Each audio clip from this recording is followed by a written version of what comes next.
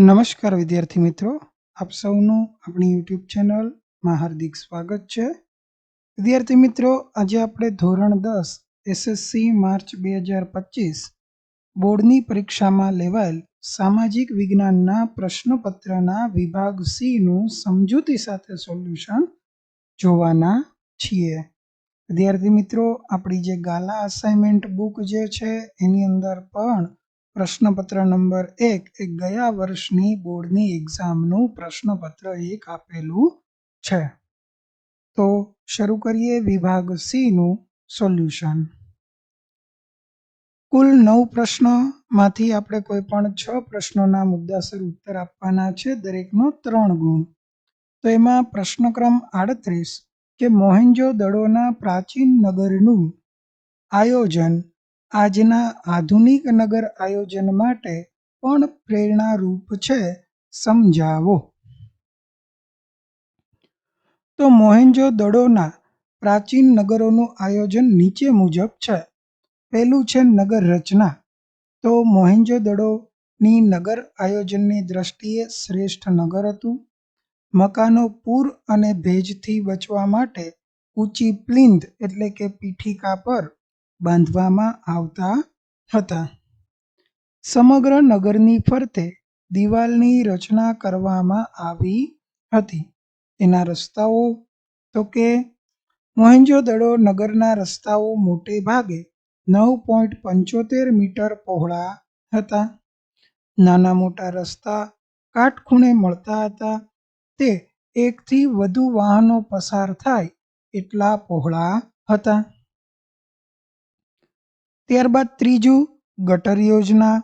તો મોહેન્જો-દડો નગર રચનાની વિશિષ્ટ લક્ષણ ગટર યોજના છે.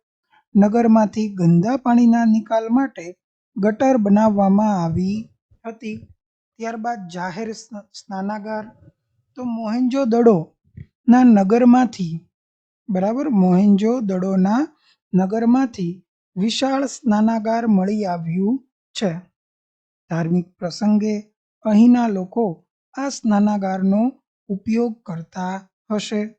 આ સ્નાનાગારમાં સ્વચ્છ પાણી દાખલ કરવા માટે અને ગંદુ પાણી બહાર કાઢવા માટેની વ્યવસ્થા હતી. તો આવું સુંદર નગર આયોજન આધુનિક શહેરો માટે પ્રેરણારૂપ છે.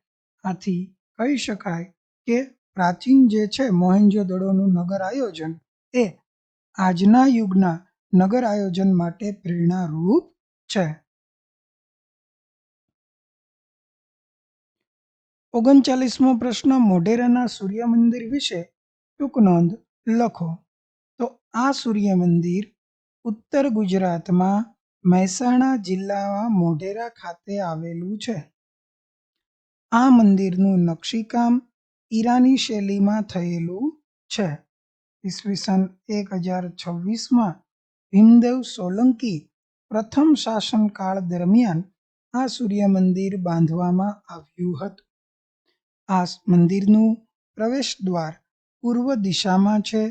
તેથી વહેલી સવારે સૂર્ય ઉગે ત્યારે તેના કિરણો સીધા ગર્ભગૃહમાં પ્રવેશી સૂર્ય પ્રતિમાના મુંગટની મધ્યમાં રહેલા મણિ પર પડતા સમગ્ર મંદિર પ્રકાશપુંજથી ઝળહળી ઉઠતું હશે. પરિણામે સમગ્ર વાતાવરણમાં દિવ્યતા પ્રગટતી હશે. આ મંદિરના ગર્ભગૃહની બહાર સૂર્યની 12 વિવિધ મૂર્તિઓ અંકિત થયેલી આજે પણ જોઈ શકાય છે. સૂર્ય મંદિરની આગળના ભાગમાં લંબચોરસ આકારનો વિશાળ જળકુંડ છે. આ જળકુંડની ચારે દિશાએ નાના નાના કુલ 108 મંદિરો છે. ત્યાં સાંજ સવાર પ્રગટાવવામાં આવતી દીપમાલાને લીધે નયનરમ્ય દ્રશ્ય ઊભું થતું હશે. ત્યારબાદ 40મો પ્રશ્ન, ભૂમિ સંરક્ષણના ઉપાયો જણાવો. તો ભૂમિ સંરક્ષણના ઉપાયો નીચે પ્રમાણે છે કે પડતર જમીન પર જંગલો ઉગાડવા જોઈએ, કારણ કે વૃક્ષોના મૂળ જમીન કણોને જકડી રાખે છે. પર્વતીય ક્ષેત્રોમાં સીડીદાર ખેતરો બનાવીને ઢોળાવવાળા વિસ્તારો પર વૃક્ષો ઉગાડીને ભૂમિ ધોવાણ અટકાવી કે ઓછું કરી શકાય છે. નદી ખીણોમાં થતું કોતર ધોવાણ અટકાવવા નદી પરના બંધારા કે નાના નાના બંધો બાંધી પ્રવાહની ગતિ મંદ કરી શકાય, તેમજ નદી કાંઠે વૃક્ષારોપણ કરીને કિનારાની જમીનનું ધોવાણ ઘણું ઘટાડી શકાય. રણની નજીકના ક્ષેત્રોમાં વાતા પવનોને રોકવા માટે રણની ધાર પર મોટા વૃક્ષો ને હારબંધ ઉગાડી રક્ષક મેખલા બનાવી શકાય. નદીઓના પૂરને અન્ય નદીઓમાં વાળી કે પૂરના પાણીથી સૂકી નદીઓ ભરીને પૂરને અંકુશમાં લઈ શકાય છે. અર્ધશુષ્ક પ્રદેશોમાં પશુઓ દ્વારા થતા અતિચરાણને નિયંત્રિત કરીને ભૂમિ ધોવાણ અટકાવી શકાય.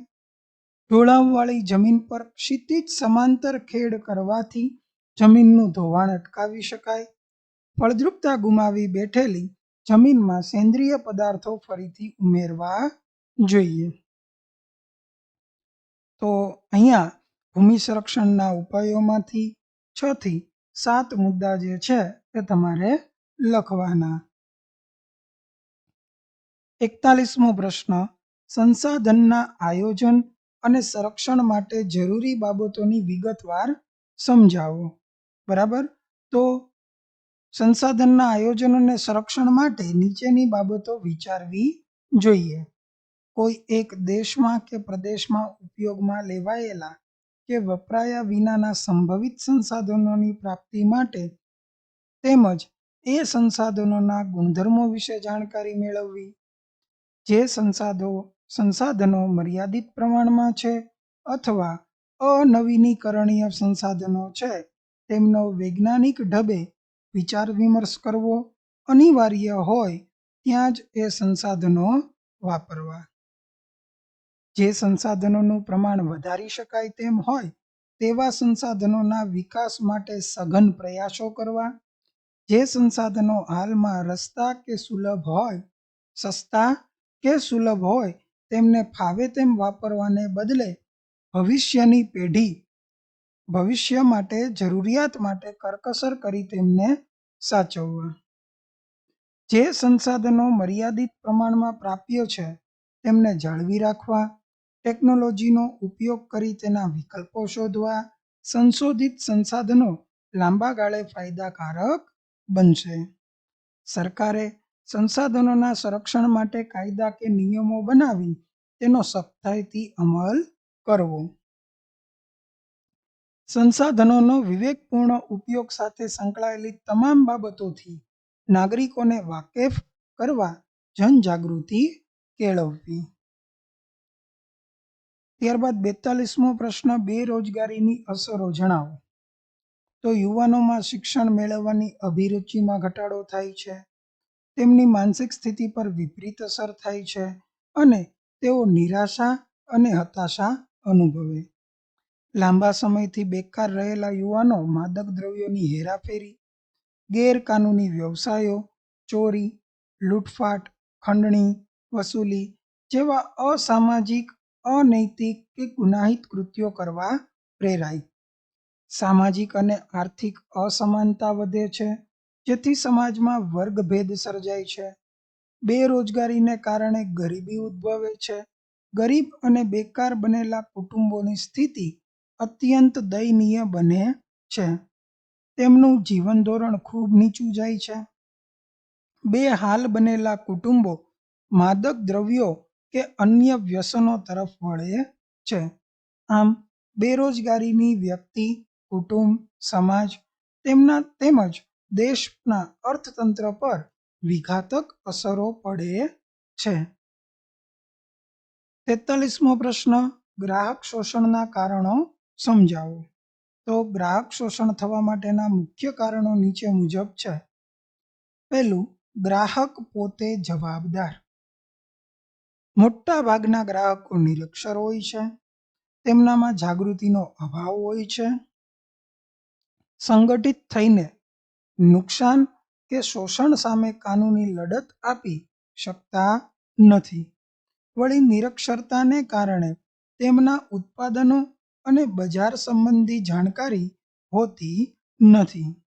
તેથી ઉત્પાદકો અને વેપારીઓ તેમને વિવિધ રીતે છેતરીને તેમનું શોષણ કરે તેવી શક્યતા છે. ત્યારબાદ બીજું છે મર્યાદિત માહિતી. તો કે મૂડીવાદી અર્થવ્યવસ્થામાં ઉત્પાદક અને વિક્રેતા કોઈ પણ ચીજ વસ્તુ કે સેવા પોતાને ગમે તેટલા જથ્થામાં ઉત્પાદન કે વેચાણ કરવા માટે સ્વતંત્ર છે. આ ઉપરાંત ચીજ વસ્તુના ઉત્પાદનના માપદંડો, ભાવ નિર્ધારણ અને ગુણવત્તા અંગે કોઈ ખાસ નિયમો નથી. જ્યાં નિયમો છે ત્યાં તેનું કડકપણે પાલન થતું નથી. આ પરિસ્થિતિમાં ગ્રાહકને ચીજવસ્તુની બાબતમાં સાચી માહિતી આપવી ખૂબ જ જરૂરી છે.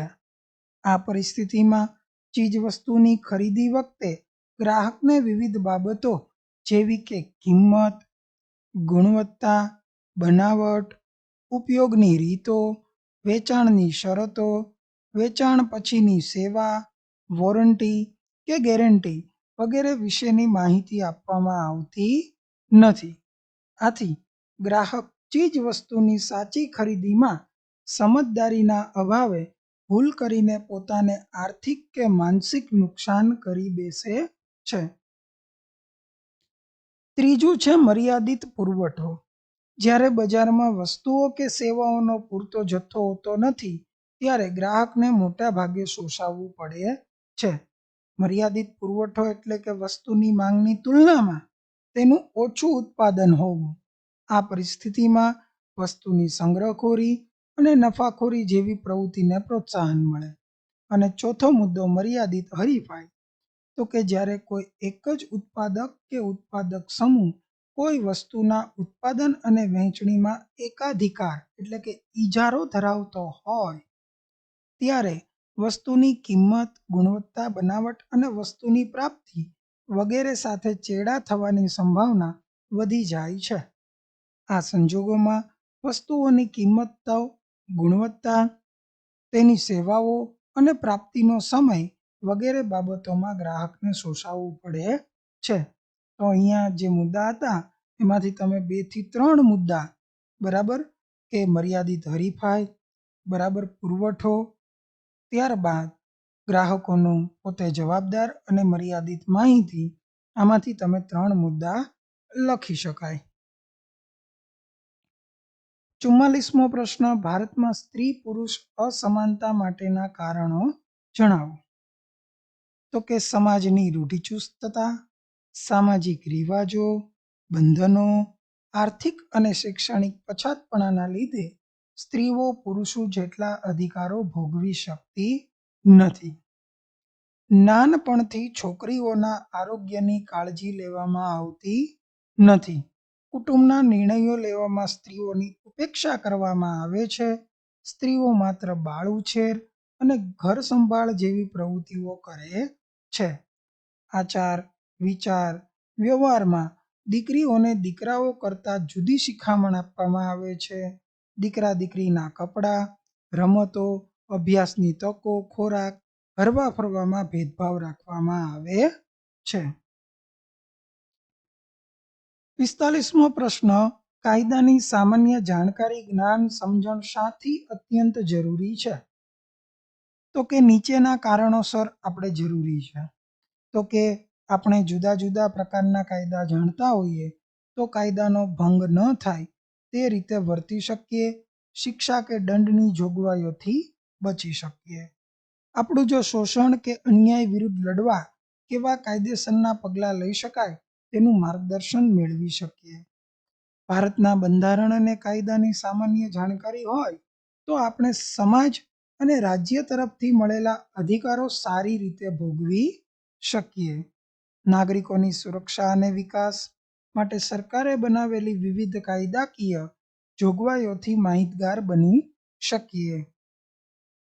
સમાજ, રાજ્ય, રાષ્ટ્ર પ્રત્યેની આપણી ફરજો સારી રીતે અદા કરી શકીએ. વફાદારી વ્યક્ત કરી શકીએ. બંધારણે આપેલા મૂળભૂત અધિકારો અને હકો ભોગવી શકીએ. મૂળભૂત ફરજો આપણે અદા કરી શકીએ. કાયદાનું સામાન્ય જ્ઞાન ધરાવતો નાગરિક સમાજમાં પ્રતિષ્ઠાભર્યું અને ગૌરવપ્રદ જીવન જીવી શકે છે. આપણા દેશમાં કાયદાનું શાસન છે, તેથી દરેક નાગરિકને ઓછા વત્તા પ્રમાણમાં તેને સ્પર્શતા કાયદાઓની સામાન્ય જાણકારી હોવી જરૂરી છે. 46મો પ્રશ્ન. નીચેનું ચિત્ર જોઈને પ્રશ્નોના ઉત્તર આપો. આ ચિત્ર છે.